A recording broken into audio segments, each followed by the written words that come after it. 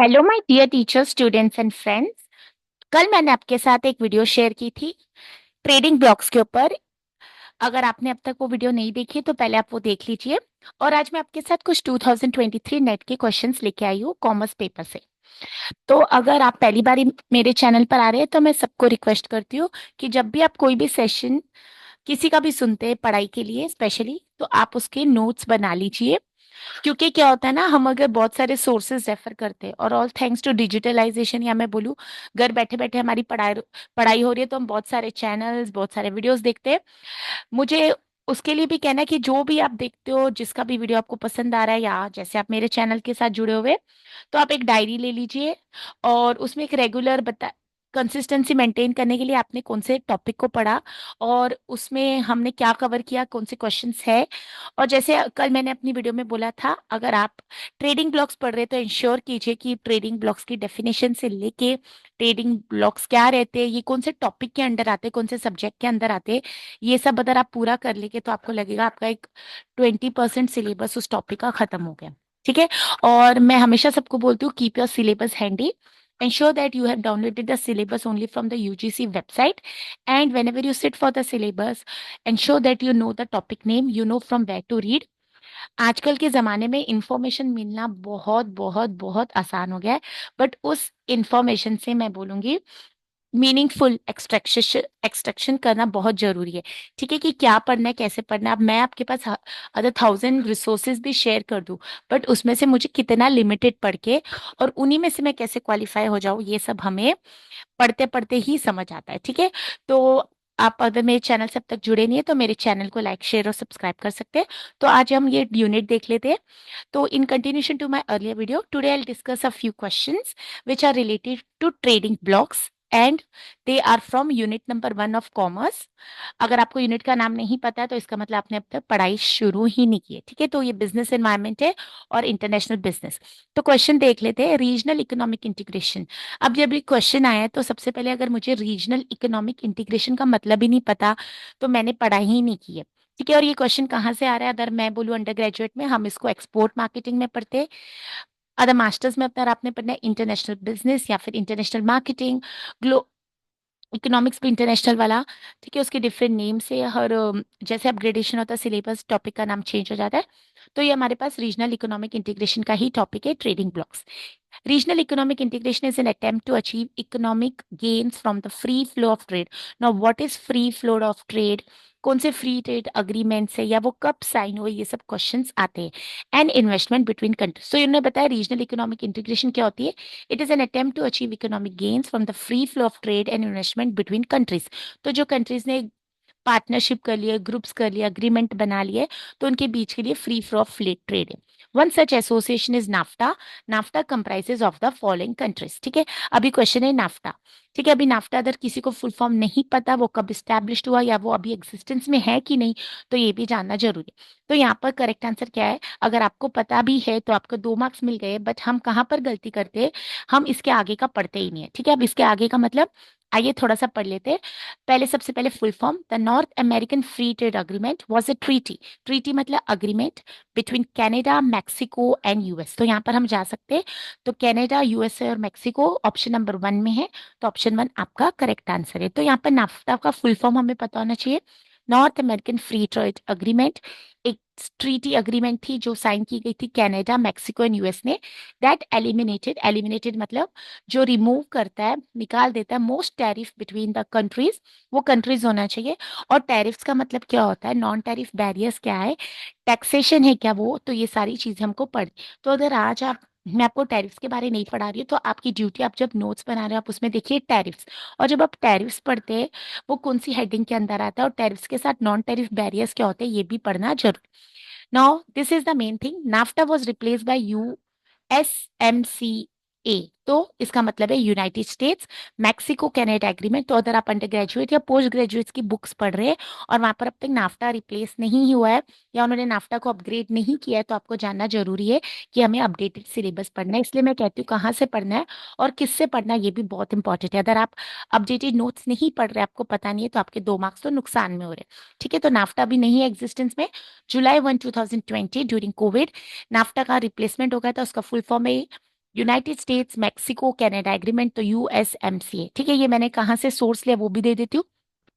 एक अच्छा research scholar, एक अच्छा टीचर, एक अच्छा एकेडमिशियन या स्टूडेंट कभी भी अगर कहीं से कंटेंट लेता है तो उसको सोर्स भी देना बहुत जरूरी है, otherwise it is you are claiming that the content is yours and it is an unethical practice. Coming to this a little information about यूएसएमसीए।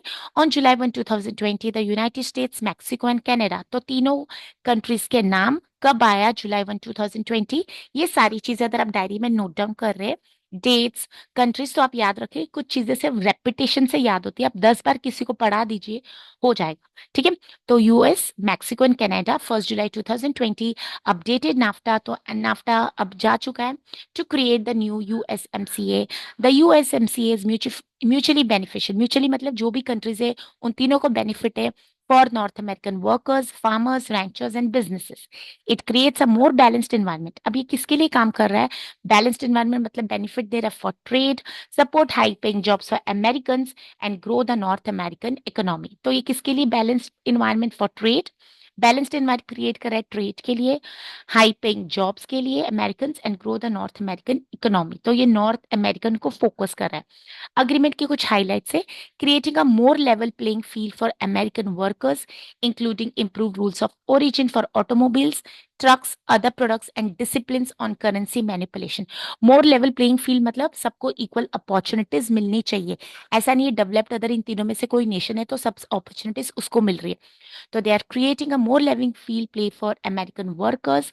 इसमें से rules of origin for automobiles, trucks, other products, and disciplines. First, second, it benefits the American farmers, ranchers, and agribusinesses by modernizing and strengthening food and agriculture trade. तो पहला point ये किसके लिए मोर levelling play feel करना है वो याद रखना है। सेकंड पॉइंट में फार्मर्स को याद रखिए, कैसे कर रहे हैं मॉडर्नाइजिंग और strengthening food and agriculture, supporting a 21st century economy through new protections for US intellectual property. ठीक है, तो अब ये बता रहे 21st सेंचुरी इकोनॉमी को कैसे प्रमोट protect कर रहा है फॉर यूएस इंटेलेक्चुअल प्रॉपर्टी। अब जब when I talk about intellectual property you should remember they are patents, trademarks, copyrights and ensuring opportunities for trade in US services। तो यहाँ पर आईपीआर का पॉइंट भी आ गया है। New chapters covering digital trade, digital trade अब हर जगह हो गया है, anti corruption and good regulatory practices, as well as a chapter devoted to ensuring that small and medium sized enterprises benefit। तो ये कौन से डिजिटल ट्रेड कवर कर रहा है, एंटी करप्शन कवर कर रहा है, good regulatory practices, as well as chapter devoted to ensuring that small and medium size enterprises benefit from the agreement. अब अगर मैं रिसर्चर के व्यू पॉइंट से सोचूं, क्या इसके ऊपर हम कोई रिसर्च पेपर कर सकते हैं, क्या इसके ऊपर हम कोई पीएचडी कर सकते हैं, तो आप उसके ऊपर भी ये मेहनत कर सकते हैं। ठीक है, तो अब मैंने आपको क्या बताया, एक सिंपल सा क्वेश्चन था नाफ्टा, कल मैंने एएससीएन के ऊपर कराया। तो आपको समझ आना चाहिए ट्रेडिंग ब्लॉक्स में क्या पूछा जाता है, ईयर ऑफ एक्जिस्टेंस, उनका पर्पस, उनके कंट्री मेंबर्स, क्या कुछ फाउंडर मेंबर्स है, क्या कोई ऑब्जर्वर मेंबर्स है और वो मेन काम क्या करे, क्या वो अभी एग्जिस्टेंस में, और अगर रिसेंट कुछ न्यूज अवेयरनेस है, कुछ अग्रीमेंट साइन हुआ है कंट्रीज का, तो वो क्वेश्चंस आ सकते हैं। ठीक है, फिर हम आगे चलते हैं। आई होप सो आप मेरे साथ है, और अगर अब तक पेन और डायरी आप नहीं लेके आइए तो लिख लीजिए। अब ये कल का मेरा क्वेश्चन है जो मैंने कल पढ़ाया था, which one group of the following countries are members of ASEAN. तो अगर आपको याद नहीं है तो association of South East Asian nation, कितनी कंट्रीज इसके अंदर 10, और ये कब आया था 1967 में। इसका हेड ऑफिस कहाँ पर है, जकार्ता, इंडोनेशिया। ठीक है, तो यहाँ पर इसका करेक्ट आंसर ऑप्शन नंबर 1, लाओ, कैम्बोडिया, ब्रुनाई। ठीक है, क्योंकि उसमें सेकंड ऑप्शन में ताइवान नहीं है, थर्ड ऑप्शन में हांगकांग नहीं है, और फोर्थ चैप्टर में फिजी नहीं है। मुझे भी ये कब याद हुआ, जब मैं बार बार पढ़ती हूँ और किसी को पढ़ाती हूँ। I always encourage people to support one and other. ऐसा नहीं सोचना चाहिए कि उसका क्वालिफाई हो गया है तो मैं उसके से जेलस करूं, या फिर उसको नहीं, अदर किसी का क्वालिफाई हो गया तो वो सोचे मैंने तो मेहनत की, इनको मैं क्यों हेल्प करूं। तो लेट्स बी लिटिल मोर, आई से काइंड एंड इंश्योर दैट अगर हम कुछ किसी की हेल्प कर सकते हैं तो जरूर करिए। ठीक है, आगे चलते हैं नेक्स्ट क्वेश्चन पर। The directorate general of foreign trade, DGFT. अब आप कॉमर्स के स्टूडेंट है, कॉमर्स के कैंडिडेट है, कॉमर्स के टीचर है, तो हमें ये पता ही होना चाहिए डीजीएफटी का फुल फॉर्म क्या है। आज उन्होंने फुल फॉर्म लिखे, कल इसी पर क्वेश्चन आ जाएगा। तो directorate general of foreign trade facilitates, facilitates मतलब helps and promotes foreign trade in India. तो डीजीएफटी का काम क्या करता है, फैसिलिटेट करता है और प्रमोट करता है foreign trade in India. And also implements, implements मतलब क्या करता है ये काम, foreign trade policy of India भी कौन करता है, डीजीएफटी इंप्लीमेंट करता है। तो नेक्स्ट टाइम क्वेश्चन आ सकता है डीजीएफटी के ऊपर, उसका फुल फॉर्म, वो क्या काम करता है, और trade foreign trade policy of India कौन इंप्लीमेंट करता है? तो डायरेक्टरेट जनरल ऑफ फॉरेन। तो जब आप डायरेक्टरेट पढ़ रहे हो उसकी स्पेलिंग भी देखिए। पॉसिबिलिटी हमें डीजीएफटी का फुल फॉर्म नहीं पता होगा। Which of the following union ministry governs the DGFT? अब ये कह रहे हैं डीजीएफटी कौन सी मिनिस्ट्री के अंडर गवर्न? क्या वो ministry of commerce and industry है? क्या वो ministry of science and technology है? क्या वो मिनिस्ट्री ऑफ फाइनेंस है? या मिनिस्ट्री ऑफ एक्सटर्नल अफेयर्स? अब अगर आप न्यूज फॉलो करते हैं, इसलिए मैं हमेशा सबको बोलती हूँ, और अगर आप मुझे पर्सनली भी जानते हैं तो आप देखिए कि मैं हमेशा न्यूज शेयर करती हूँ which is relevant to commerce. Commerce, economics, कुछ सब्जेक्ट्स ऐसे जो हम सिर्फ बुक से नहीं पढ़ सकते। तो आप जितनी ज्यादा न्यूज को फॉलो करते हैं, आपको relevant suppose to your subject, उतना आपको सपोर्ट हो जाता है पेपर में। ओके, और हम जब कॉमर्स के टीचर्स बन जाते हैं तो हमें देखना चाहिए कि हम अपने बच्चों की भी वैसे अपग्रेडेशन करें। बिकॉज ये हम कॉमर्स वाले हम सब इंश्योर करते हैं कि हमारे बच्चे आगे जाके एंटरप्रेन्योर्स बने, बिजनेसमैन बने और कंट्री की इकोनॉमी की ग्रोथ बढ़ाए। ठीक है, तो यहाँ पर करेक्ट आंसर क्या है वो पढ़ लेते हैं। Director general of foreign trade organisation is an attached office of the minister of commerce and industry. तो ये डीजीएफटी क्या है? एक ऑर्गेनाइजेशन है जो अटैच्ड ऑफिस है किसका? Ministry of commerce and industry, and is headed by director general of foreign trade. Right from its inception, मतलब ये कब फॉर्म हुआ? 1991, when liberalization the economic policies of government took place. This organization has been essentially involved in the regulation and promotion of foreign trade through regulation. तो इसके Inception 1991 में जब LPG आया था, लिबरलाइजेशन, प्राइवेटाइजेशन, ग्लोबलाइजेशन, ये organisation तब से involve है regulation and promotion of foreign trade through regulations, मतलब रेगुलेशंस फॉलो करते हैं। Keeping in line with liberalisation and globalisation as the overall objective of increasing exports. हमारा जो एलपीजी का मेन स्ट्रेटेजी ऑब्जेक्टिव था कि इंक्रीज करने एक्सपोर्ट्स, तो डीजीएफटी क्या कर रहा है? हैज बीन सिंस, तो तब से उसको असाइन किया role of facilitator, someone who is helping. Teachers are also facilitators of knowledge. ठीक है, वर्ड का मीनिंग नहीं पता है तो गूगल कर लीजिए। और इंग्लिश लैंग्वेज मतलब कॉन्टेक्सचुअल है, तो फैसिलिटेटर का इस सेंटेंस में मतलब क्या है? दूसरे में वो चेंज हो सकता है।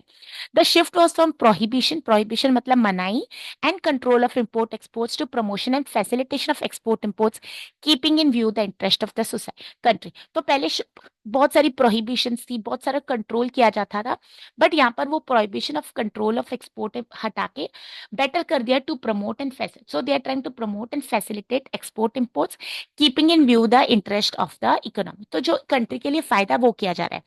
तो डीजीएफटी का फुल फॉर्म, डीजीएफटी क्या है? Attached office of the ministry of commerce and industry, और उसको हेड कौन करता है? Director general of foreign trade. ये कैसे एग्जिस्टेंस में है? इसका क्या करते हैं ये लोग? 1991 एलपीजी की वजह से आया। ये क्या कर रही है? has been essentially involved in regulation and promotion of foreign trade through regulation। ठीक है, डीजीएफटी को क्या रोल असाइन किया गया? As a facilitator. अब ये डीजीएफटी का हेड ऑफिस कहां पर है? ये दिल्ली में है। कभी क्वेश्चन आ सकता है। This directorate with headquarters at New Delhi is responsible. अब इनका मेन काम क्या है? It is responsible for formulating मतलब framing and implementing, actually bringing it to practice the FTP. तो फॉरेन ट्रेड पॉलिसी अभी कौन सी चल रही है प्रेजेंट, वो आपको पता होना चाहिए। उसके भी हाईलाइट्स पढ़िए, क्योंकि नेट सेट में उसके ऊपर क्वेश्चंस पूछे जाते हैं। With the main objective of promoting India. तो इनका मेन रोल क्या है? प्रमोट करना इंडिया के exports. Underline, the DGFT also issue script authorisation to exporters and monitors the corresponding obligations through a network of 24 regional office. अब DGFT issue करते हैं scripts. Scripts का मतलब नहीं पता है तो आज ढूंढेंगे। अगर आपने एक्सपोर्ट या इंटरनेशनल बिजनेस का भी पढ़ा है तो आप उसमें भी पढ़ सकते हैं। और इनकी कितने रीजनल ऑफिस है? 24 अंडरलाइन। तो आप याद रख सकते हो दिन में 24 घंटे होते हैं और डीजीएफटी के पास 24 रीजनल ऑफिस।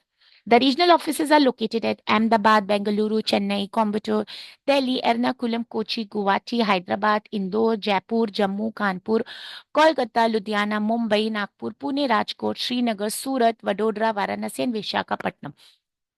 ठीक है, Indore is one of the most cleanest city.